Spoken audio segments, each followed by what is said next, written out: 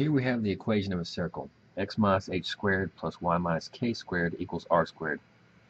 H and k, you see here, is going to represent the center of the circle. So this is the standard form equation of a circle. We're going to use that for this whole section.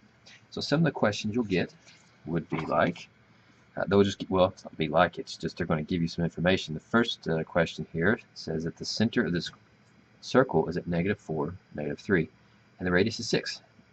So all you got to do is just fill in what you know. We're going to use this equation. So h is going to turn into a -4, k turns into a -3, and the r turns into 6. So x minus is the equation, then you put a -4 in there. And then y minus part of the equation, and you put a -3 in for k. And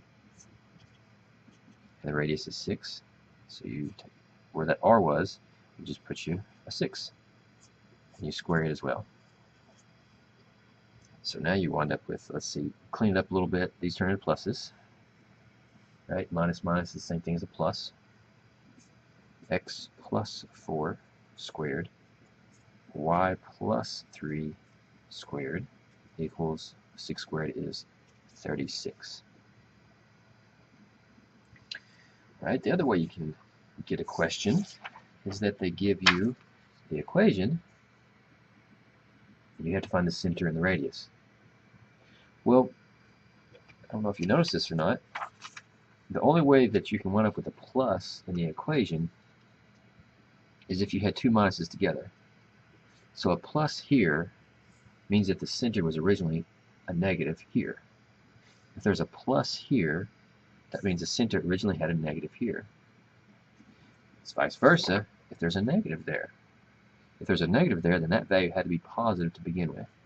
So the center would be at 4/3, comma, since that's a -3/2, the center can be found at +3/2. I should have wrote a half there. I'm sorry.